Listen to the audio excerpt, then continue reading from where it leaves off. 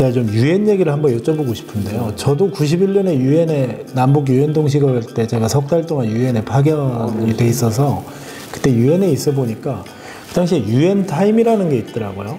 그래서 회의가 정상적으로 항상 제 시간에 이루어지지 않고 늦게 이루어지는 타임 뭐 이런 걸 하기도 하고, 또 제가 참 부끄러운 리포트에 하나 역사가 있는데, 저는 뉴욕에 유엔이 어디에 붙어 있는지 또 잘 모르는 상황에서 갔기 때문에 이 허드슨강은 참 많이 들어봤거든요. 그래서 그 유엔 본부 2층에서 리포트를 하다가 지금까지 허드슨강이 내려다 보이는 유엔 본부에서 CBS 뉴스 민경중이었습니다 했는데, 알고 보니까 이스트강이었다. 그게 얼마나 창피했는지. 실제로 유엔에서의 재밌는 일화 같은 거 있습니까? 좀. 제가 이 책에 썼습니다만은 제가 가장 기억에 남는 거는 동해 사건이죠. 우리가 아다시피 지금 Sea of Japan이라는 것을 갖다가 동해로 변경하자고 이제 제안하고 있지 않습니까? 물론 일본은 뭐 극구 반대하고 있고요. 제가 유엔 대표 근무할 때 그 지명 표준화 회의라는 게 있거든요. 지명 표준화 회의에 제가 이제 대표로 참석을 하게 됐어요. 지명을 정할 때 원칙이 정해져 있어요. 근데 원칙이 뭐냐면 바로 이겁니다. 관련 국가 간에 상호 협의를 해라. 협의, 컨설테이션. 그 협의해서 합의를 도출하라고요. 그게 안 되면 병기해랍니다. 우리 입장하고 똑같은 거예요. 이게 원칙이 이렇게 돼 있네. 그런데 그럼 동해 문제를 해결해야 되는데, 동해를 우리가 Sea of Japan을 동해로 합시다, 이런 결의안을 제안하면 그게 되겠어요? 그건 당연히 일본이 눈을 뜨고 있는데 되겠어요? 그러니까 안 되잖아요. 그런데 제가 그걸 이렇게 쭉 보니까 공해가 있잖아요. 공해. 영어로는 하이시라고 그러잖아요. 이제 동해가 이제 우리 영해가 있고 공해가 있을 거 아닙니까? 그러면 동해 명칭이라는 게 공해가 관련된 건데, 그럼 공해에 대해서는 명칭을 어떻게 붙여야 된다는 원칙이 규정되어 있는가 이렇게 보았더니, 아주 특이하게도 공해에 대해서는 어떻게 하라는 게 없는 거예요. 산맥, 강, 뭐 레이크, 온갖 게 다 있는데 공해만 없어요. 그게. 그러면 동해를 들고 나갈 게 아니라, 이스트 시를 들고 나갈 게 아니라 하이 시를 들고 나가자. 이제 공해 명칭에 관한 원칙을 제안하자 이거죠. 없으니까. 그러니까 그 원칙이 바로 상호 협의하고, 협의 안 되면 병기하라 아니에요. 그게 바로 우리가 원하는 거 아니에요. 그렇죠. 그러니까 그러면 공해에 대한 결의안을 내면 되겠다 이렇게 생각을 했어요. 그래서 거기 이제 의장한테 가가지고, 아니 나 이렇게 생각하니, 이렇게 생각하고 어떻게 생각하냐 했더니 아주 씩 웃으면서 좋은 생각이라 이거예요. 네? 좋은 생각이라고. 그래서 그러면 내가 그 결의안 초안을 갖고 올 테니까 네가 좀 봐주라 했더니 굉장히 호의적이에요. 그 다음날 가지고 왔더니 자기가 쫙 보더니, 제가 영어로 하이시라고 그랬던데 그 말을 이렇게 하지 말고 바꿔주더라고요. 이게 왜 그러냐면, 동해가 원래 이제 요새는 이제 경제 수역이라고 그래가지고, 왜 EEZ라는 말 들어보셨잖아요. 그 200해리까지란 말이에요. 그럼 200해리 하면은 동해는 공해가 없다고도 해석할 수가 있어요. 그렇죠. EEZ까지 해결하면. 그러니까 이걸로 하이시라고 그러지 말고 주권이 미치지 않는 바다의 명칭에 관한 결의안 이렇게 바꾸자는 거예요. 그렇게 고치기 좋겠다고 어드바이스 해주는 거예요. 오히려 제출을 하니까 이제 의장이 이걸 한국이 제안을 하면 일본이 의심을 할 테니까 내가 요거를 화란에다가 제안하라고 해줄게. 근데 화란이 드라프팅 커미티라는 게 있어요. 이제 초안심사위원회라는 게 있어요. 본회의가 있고, 본회의에 어떤 결의안을 상정하잖아요. 상정을 싶으면 그 상정하는 안을 만들어서 각 나라가 이 드라프팅 커미티, 심사위원회에다 이걸 제안해요. 제출을 해요. 그리고 여기에 위원들이 있어요. 거기는 뭐 한 7, 8나라가 들어가 있어요. 그럼 거기 이제 의장이 마침 화란이에요. 화란이 원래 이제 바다에 대해서는 옛날부터 굉장히 주도 국가이기 때문에 의장을 하고 있어요.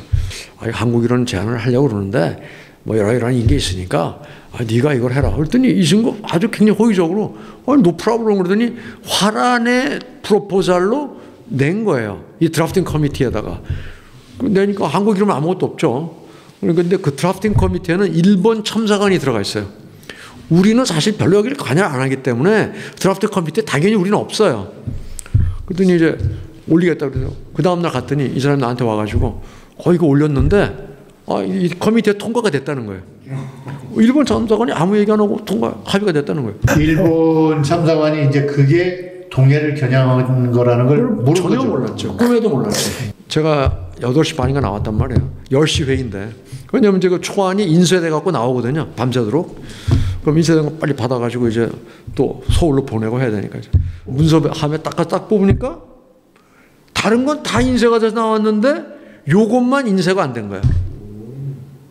뒤늦게 간파한 건가요, 일본이? 그러니까요. 스토리가 어떻게 됐냐. 그래서 제가 이제 담당 국장한테 아침부터 전화를 했죠. 너 이게 지금 어떻게 된 거냐.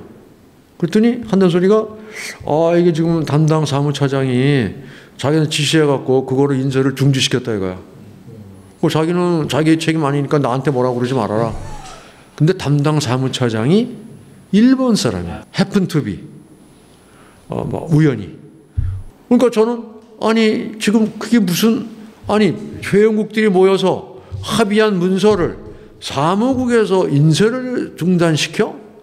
이거는 큰 문제거든요. 이거는 있을 수 없는 일이거든요. 이거는.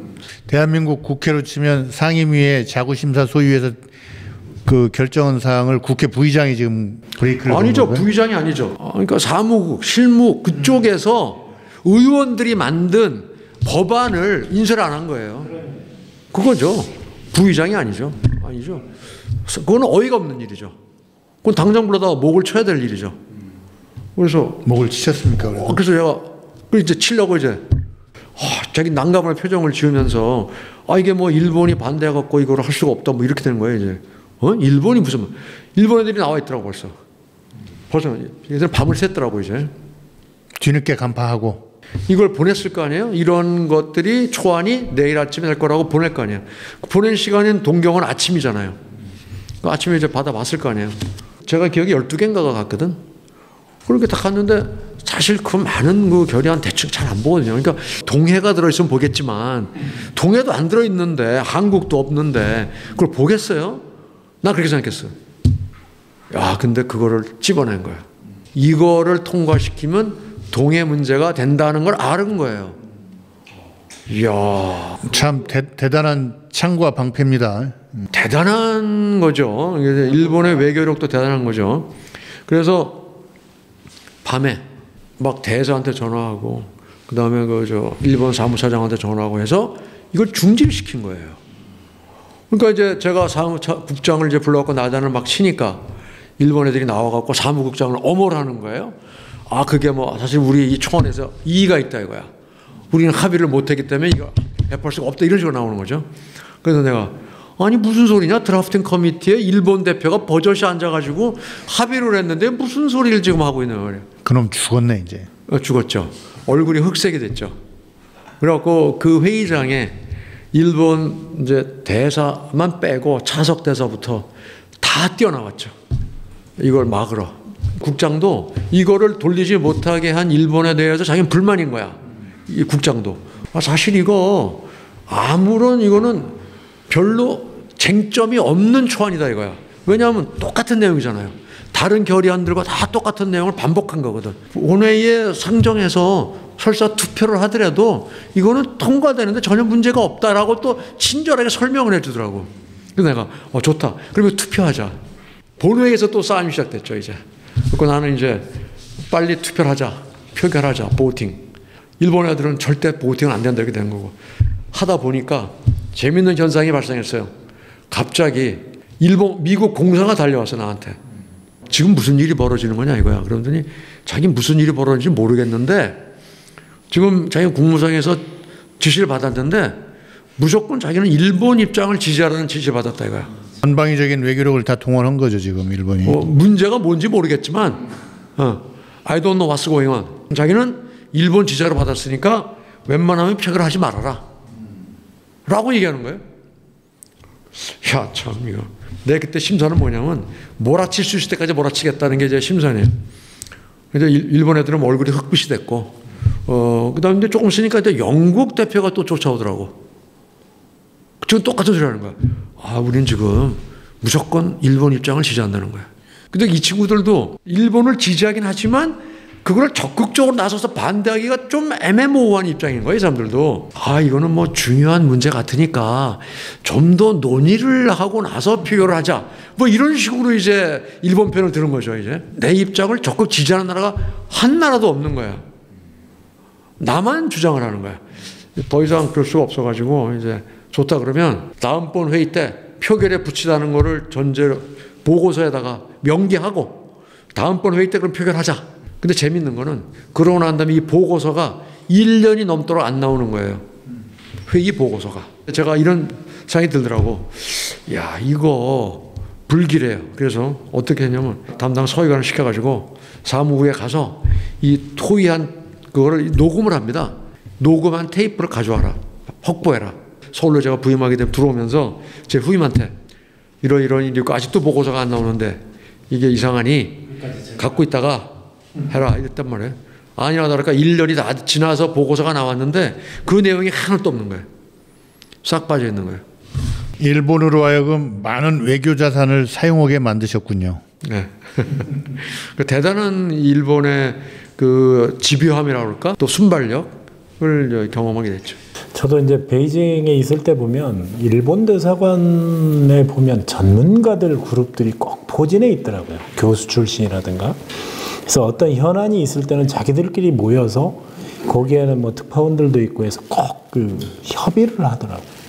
그런 모습들이 참 일본이 간단치 않구나, 역시. 근데 그런 외교 현장에서 지금 말씀하신 것처럼 그 짧은 순간에도 얼마나 뛰었을까 이런 걸 생각하면 그렇게 외롭게 고군분투하던 우리 정례관 대사님 생각이 참 짠하네요. 우리는 이 사례에서 정 대사님의 얘기, 날카로운 그 문제 제기와 함께 일을 만들어 나가는 능력도 봤지만 그거를 또 막아내는 일본의 팀플레이도 봤어요. 그 본국에서 그 전문들 쭉 검토하는 친구가 그냥 그 뭐 이스트C 이런 거 안 나왔다고 넘어갔으면 우리가 이기는 거 아니에요. 근데 역시 그것도 능력이거든요. 사실 공격도 능력이지만 수비도 더 큰 능력인데 그런 점은 일본을 좀 많이 참고할 필요가 있습니다. 예. 안타까운 거는 그 당시에 제 그 사무차장이 일본 사람이 아니었다면 있을 수 없는 일이에요. 그리고 만약에 반기문 총장이 있었다면 있을 수 없는 일이고요. 이제 그런 면에서 국제기구의 고위직 진출 이런 것들이 굉장히 절실한 그 문제 중에 하나입니다. 우리 젊은이들이 정 대사님 말씀하신 것처럼 국제기구에 꼭 진출해야 되는 이유를 말씀하신 또 거예요. 외교부 강화론도 말씀하셨습니다.